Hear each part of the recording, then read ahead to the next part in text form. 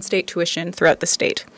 At Freedom University, we provide free college-level classes and help students apply to welcoming colleges across the country. Last year alone, 50% of our students won full scholarships to college, many to distant states like Connecticut and Vermont. And through our collective work, we successfully convinced Emory in 2015 to admit and provide full financial aid to undocumented students.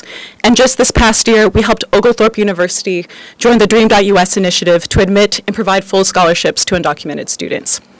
But while the private sector here in Georgia has stepped up to welcome the state's undocumented young scholars, Georgia's public universities are stuck in reverse. More than 23 states in the country allow undocumented students to qualify for in-state tuition, including states like Florida, Kentucky, and Texas. They do this because they recognize that in-state tuition allows a state to capitalize on its investment of every student's K-12 public education, as required under federal law. They do this because they recognize that making higher education less accessible to their state's undocumented students is economically stupid. Requiring out-of-state tuition that most undocumented families cannot afford effectively sends thousands of talented, multilingual, hardworking young people educated here in this state to another state, where they will receive a quality higher education in another state, make more money in another state, and contribute higher taxes in another state. The motto of the University System of Georgia is to create a more educated Georgia. But without in-state tuition, we are sending our state's talented undocumented students elsewhere. A more accurate motto for Georgia, then, is creating a more educated Connecticut, or perhaps a more educated Vermont. But jokes aside, I'm here today to speak as a citizen, and perhaps as the only citizen in the country who teaches in a classroom where every student is undocumented. I have a duty to share what I have seen and what I have learned in my classroom. In my classroom, I have students whose undocumented fathers were recruited to Atlanta to build the roads and stadiums to help the city prepare for the 1996 Olympics. Many of my students came to Georgia as children to reunite with their families. In-state tuition honors the contributions of these families to our state because they are Georgians too. In my classroom, I have a talented football player who was recently recruited by the University of Georgia football team, but just recently found out that he is barred from admission and in-state tuition because of his immigration status. He's now considering studying and playing football at Harvard and Georgetown. Rescinding Board of Regents Policy 416 and granting in-state tuition here in the Georgia legislature would keep him here. Go Dogs. In my classroom, I have students with terrible GPAs. They quit trying in high school when they realized they were barred from admission and in-state tuition here in Georgia. Young people shouldn't have to be valedictorians or exceptional students just to have the opportunity to go to college. In-state tuition makes that possible. In my classroom, I have helped my students and their parents pay their taxes. Undocumented immigrants in Georgia contribute an estimated $352 million annually in state taxes. They are funding the universities they are barred from attending, and without the legal right to vote, they are experiencing taxation without representation. In-state tuition would balance the scales of justice. In my classroom, I have students who have been deeply traumatized by family separations and deportations in a country that purports to uphold family values. I have students who have contemplated or attempted suicide because of their sense of helplessness in this state. In-state tuition would give them hope. And in my classroom, I see undocumented young people who we as Americans honestly don't deserve. We don't deserve them. I see young people who are still kind and generous in a country that has denied their very humanity. In-state tuition is literally the very least we can do. Thank you.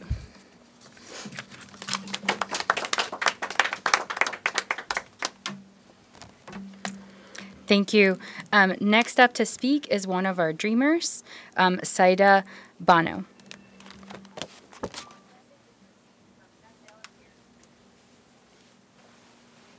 Good afternoon. My name is Sayeda, and I'm a college student here in the state of Georgia.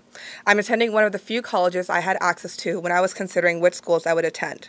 Like thousands of other DACA recipients in the state of Georgia, I spent much of my senior year wondering, if I would be able to attend school, and if I did, how I would be able to afford it.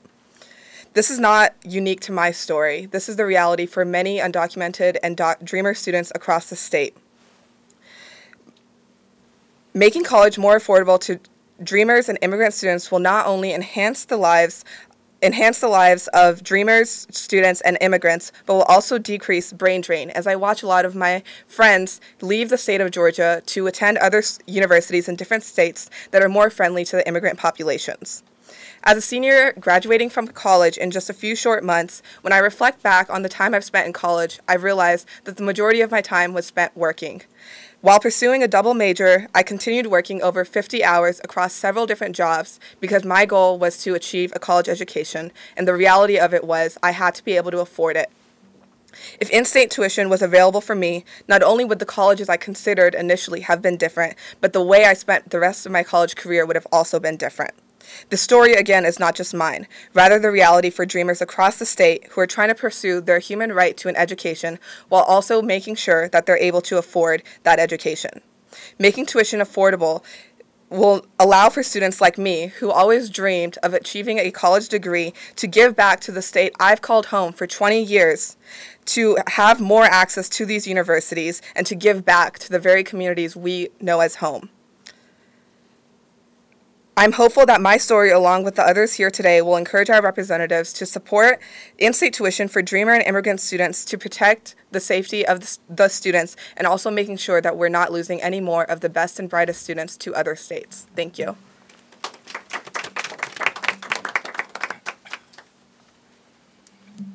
Thank you for sharing your story. Next up, we're going to have Minority Leader Bob Trammell, one of the authors of HB 896, one of the in-state tuition bills. Thank you. Good afternoon. I don't know that I can say it any more plainly or any more poignantly than the people who have already spoken at this press conference. What I can say is that House Bill 896 is an issue of fairness. It is an issue of trying to put together good public policy for Georgia, just like 23 other states in the country have, to retain talent here in Georgia. For high school students who graduate from Georgia high schools to have the doors for higher education open for them with the opportunity to pursue their education by paying in-state tuition as opposed to being kept out of Georgia's path to higher education by being forced to pay out-of-state tuition, which is cost prohibitive for most students. Thank you for being here. It is very heartening to see the attention that this issue is getting this legislative session.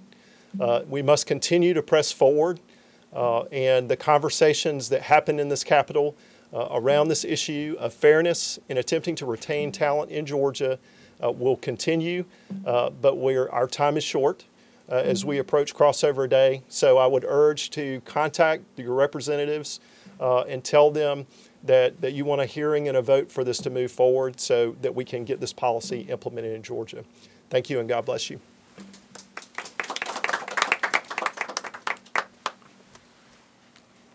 Thank you. Next up, we're going to hear from another Dreamer, Marisol Estrada.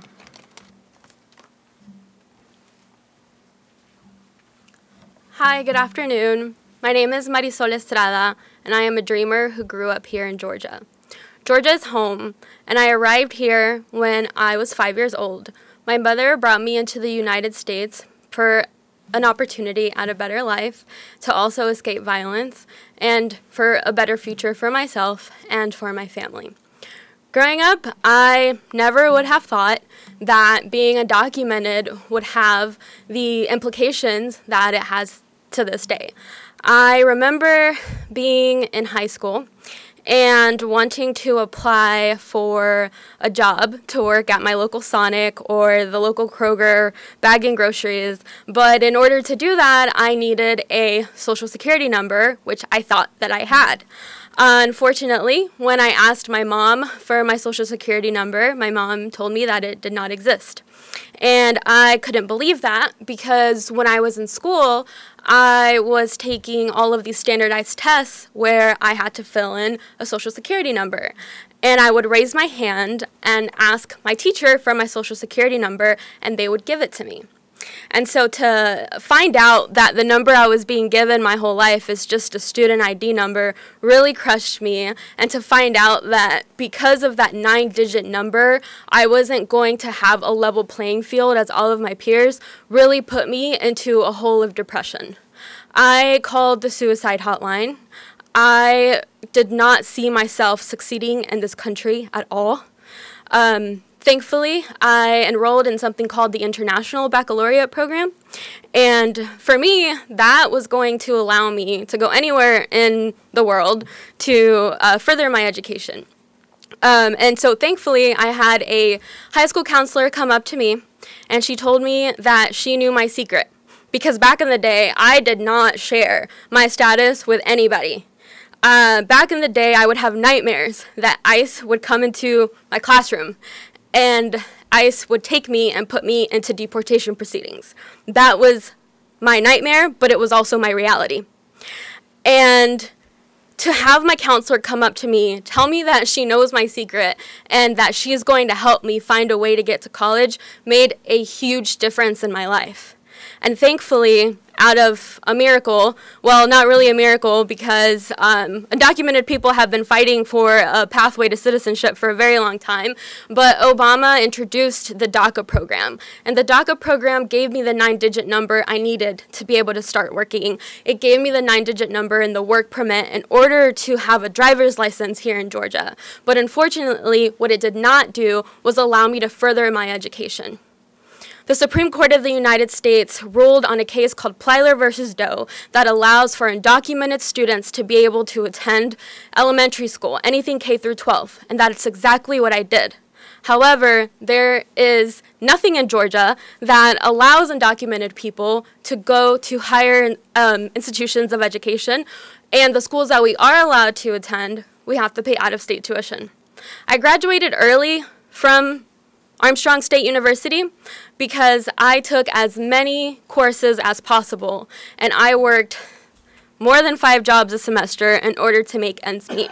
I applied endlessly to scholarships, and when my teachers found out that still was not enough, they created a scholarship for me called the Marisol Scholarship, and I was able to graduate thanks to them. And not every DACA recipient in Georgia is as lucky as I am, and I'm very aware that I was put in a very good position with people to support me. But I am not alone. There's more than 21,000 DACA recipients, and there's even thousands more of students that do qualify for DACA, but currently are unable to apply for the program. So I urge everyone in the legislature, every constituent in the state of Georgia, to ask their representative to make higher education equitable. We're not asking for a free ride. We're asking for a level playing field. Thank you. Yes.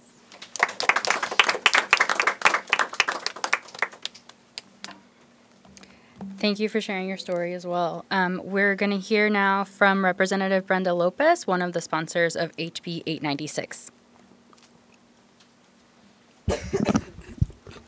Thank you and good afternoon for being here. As Leader Trammell has said, there's not much that I can add that the stories of the individuals that are most directly affected have already provided. I will say that I do, in a sense, still feel this as a personal story because I grew up with many peers, classmates of mine that I quite frankly will say were probably a lot harder working, were smarter than I was. But the difference between me and them was that after 12 years of being undocumented myself, I was able, through my father applying through the Ronald Reagan Amnesty Program, eventually be able to process through his petition. Despite the fact that it took 12 years, I got finally approved for a green card at my 17 years of age when I was actually a junior. Had it not been just for the luck of straw that it would have lasted a year longer of wait, I would have been exactly in the same situation. So I also came when I was 5 years old to the state of Georgia to reunite with my father here. And the difference between someone that is 5 years old that eventually was able to go to college, pay in-state tuition, go to law school, and have the honor to represent our state here in the Capitol has, as many people have already said, the difference has been a 9-digit number. And so, of course, I take it very personal to know that there were young folks with me that were not able to continue their dreams precisely for that number. And so I do ask that we do advocate, because this bill and the bills that we have seen forward in the Capitol are not moving forward unless we're actively pushing our representatives and our senators when it goes to the Senate floor to work on this bill. What that means is we do have to call and email, particularly the members right now of the Higher Education Committee, to ensure that they make a hearing and allow for a vote on this bill to move forward. We also need you to come to the Capitol every legislative session that you can and talk directly to your representatives, to your senators, because it is that community push, it is that constituency push, including for those that are not yet U.S. citizens. I urge you to also come and particularly share your personal stories, because it is that direct personal contact that, quite frankly, has allowed us to be here today and to have multiple in-state tuition bills, precisely because slowly through these personal stories, through this personal relationship that we're building, we are understanding that fundamentally this issue, this bill, is most definitely an important economic and work development bill for the state of Georgia, but ultimately it is, as has been said, an issue of equity and an issue of fairness. So thank you for being here, and please help us by calling and emailing and being here present at the Capitol talking to your representatives and senators.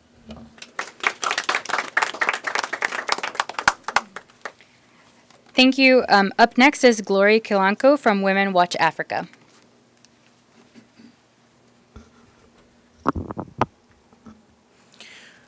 Greetings. My name is Gloria Kolenka. I'm the founder and CEO for Women Watch Africa. Women Watch Africa provides comprehensive social adjustment services to African refugees and immigrants in the state of Georgia. And we work for the elimination of all forms of discrimination, including educational discrimination. We currently serve 23 African nations. I want to join all those who have spoken before me to say this bill for equitable education tuition is long overdue. It is coming, though, at the right time, but at the same time, it's something that we are at this time supposed to be saying thanks that it did happen. Women Watch Africa has provided service to a number of undocumented immigrants who are in this country, who were forced to this country as a result of cultural violence. I'm sure this will be new to a number of you, that women are denied education in their home countries. In most of the third world countries, women are denied education because education is the preserve of the male child. And so when some of these women now flee from such cultural violence to come to seek safety in the United States, they are barred from participating in the educational system because they are undocumented. This bill being passed will wipe tears from the eyes of majority. It will be a dream come true for a woman who was denied and treated as second-class citizen in her own home country to say she has also attained the American dream. I want to share with you a story of a woman that took Women Watch Africa 7.5 years to adjudicate before she was granted asylum. This woman ran into this country because she was forced into early child marriage. And then she ended up having 3 female children. And she was told by her husband's family that she has brought animals to the family. How come she's sitting down in their house and every day being fed, and yet she cannot produce a child? What does that tell us? That all 3 female children are still not recognized as human beings. So, through the help of missionaries, she was brought into the United States. Women Watch Africa and the Catholic Charities worked together to be able to adjudicate her case. Her case was initially denied because it was strange in the United States for the judge to hear that somebody with 3 children is still deemed to not have had a child. It took that long. The good story is, this lady vowed that because she was denied education, because she was female, she is not going to allow the same to happen to her 3 female children. Today, I share with you that she is a successful nurse at Grady, and her 3 children are doing well. And this was because she stood to fight that. There are many more like her who are out there. There are many more of our immigrant young girls who have been forced into becoming early mothers, who will not be able to leave Georgia to go to other states to seek education, because it will lead to separation of the children that they've been forced to have at a tender age. And they would want to be close to those children to protect them so they don't suffer the same kind of violence that they have experienced. So I'm glad to see everyone in the room. I need to ask each and every one, as you leave here, let one tell one. Let each of us tell each person as we leave here about the value of this bill, about the importance of this bill, about the lives that will be saved, about the lives that will be changed when this bill sees the light of day. I thank all of those who are proposing this bill, and like I said, it's long overdue. We're looking forward to a day when we would all have cause to celebrate our gathering here today. Thanks, and we hope that we would be able to say we called for it, and today we have equity in our educational system. Thank you.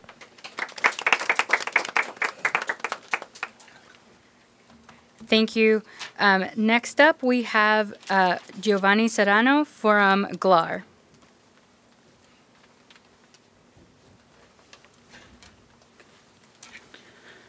Good afternoon, everyone. My name is Giovanni Serrano, and I'm a community organizer with the Georgia Latino Alliance for Human Rights, also known as GLAR. As a resident of Georgia, I can tell you that undocumented students have been fighting for years for the right to receive equal access to higher education in the state of Georgia, a right under the United Nations Universal Declaration of Human Rights, which states, technical and professional education shall be made generally available, and higher education shall be equally accessible to all on the basis of merit. However, the state of Georgia has failed its students when the legislature and the Board of Regents created policies that deny undocumented students the right to a higher education. Such efforts has a long history in the segregation of students, as I am reminded of when the state of Georgia banned African Americans from enrolling in its colleges in the 1960s. The legislature knows that there are a lack of professionals in Georgia, and they still refuse to allow students to higher education to undocumented students. They deny us the benefits of staying and building in our own home. Instead, the state has forced many of us to leave to find better opportunities, where our talent and our ability to contribute to society are recognized. My sister grew in Georgia. She was an intern at Georgia State. During high school, I conducted research on superconductors. It was then incredibly sad for me that as a student working on this project, she was banned from attending Georgia Tech. She was forced to leave the state and go to college far away from home to pursue her dream of becoming a math professor. As for myself, I too left Georgia to continue my education at Eagle College, where I received a full ride scholarship and was able to earn a bachelor's degree in biology. And soon, we'll be pursuing a PhD in public health. After graduation, I decided to come back to my home state, but many of my friends have not. Georgia is missing in the great contributions they are making in another state. Despite Georgia denying us the right to an education, we still succeed. But in the end, the one that is missing out on great professionals is the state of Georgia. My friends and I are successful, with many enrolled in medical school, nursing school, law school, among others.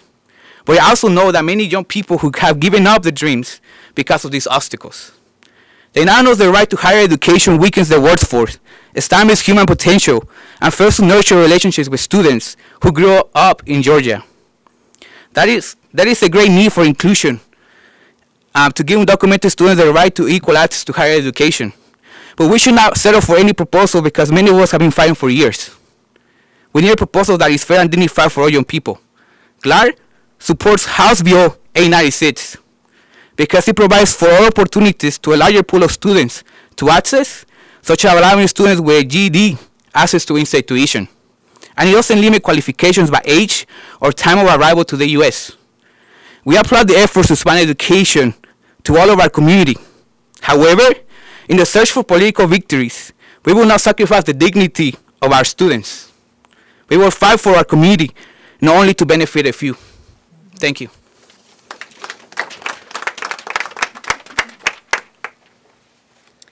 Thank you very much.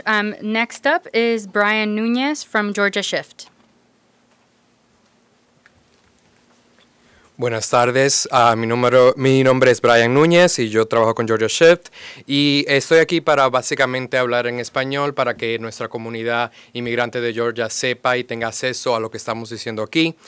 Primero, definitivamente queremos dejarles saber que hemos hablado con la comunidad inmigrante y varias organizaciones que trabajan ahí y los Dreamers, y ellos apoyan a las diferentes leyes y diferentes propuestas que se han hecho este año específicamente para que haga matrícula estatal para los estudiantes Dreamers de aquí del estado. Ahora mismo los tres documentos que se han introducido en la Cámara de Representantes aquí de Georgia tratan de que tengan más acceso a las universidades de aquí de Georgia, especialmente para esos muchachos que son que llaman a ese estado Georgia su hogar. Definitivamente necesitamos hacer lo más que podamos para que esas barreras ya sean eliminadas. Ahora mismo la mejor de las tres propuestas es la propuesta 896, porque además de que es la que es más expansiva, también protege la privacidad, que es lo más importante de los estudiantes que aplican por la matrícula estatal. También no tiene límite de la edad cuando llegan estos niños aquí a los Estados Unidos. Y segundo, y finalmente, no le da un límite a la edad cuando estos niños aplican a las universidades, que eso es lo desafortunado de los otros bills. Y por eso le pedimos que apoyen al 896. Ya es tiempo de que digamos que no a estos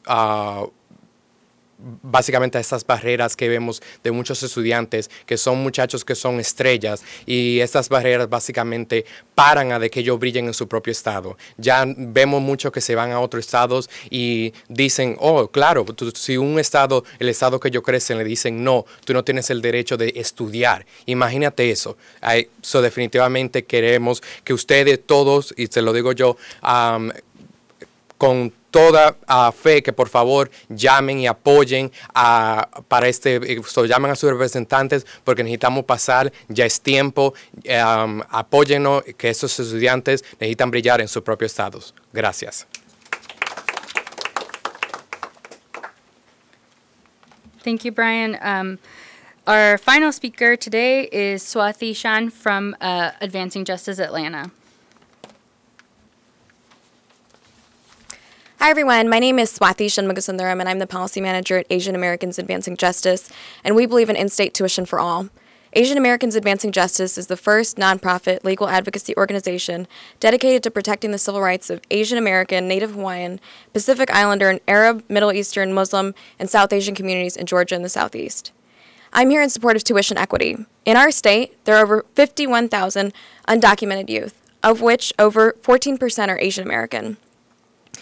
Many members of our communities are DACA recipients or Dreamers who were brought here as children. They're embedded in our communities, want to remain with their families, and continue to contribute to our economies. And yet, they face barriers in obtaining a higher education and are charged unfair tuition rates solely because of their immigration status. Moreover, tuition inequity isn't costly just to our communities. It's costly to our economies in so many ways. According to the Georgia Budget and Policy Institute, Georgia's missing out on about $10 million in tax revenue per year by disqualifying academically eligible Georgians from discounted in-state tuition rates. At least 20 states have extended in-state tuition for undocumented students. Representatives Lopez and Trammell have started an important discussion here in our Georgia State Legislature on tuition equity with HB 896. We at Advancing Justice also acknowledge two other bills recently introduced in the fight for tuition equity. one bipartisan, HB 997, and one Republican-led, HB 920, underscoring that this issue is not partisan and a priority for the state of Georgia. Tuition equity is integral to our communities, economies, and we owe it to our youth. Thank you.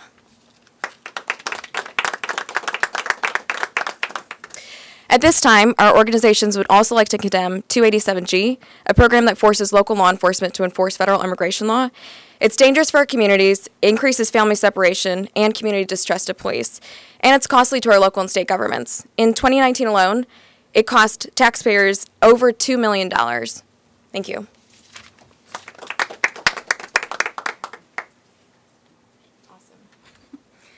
All right, thank you very much for being with us today. That concludes our press conference. Please go out and speak to all of your representatives, and let's get some in-state tuition for migrant children. Thank you. Thank you.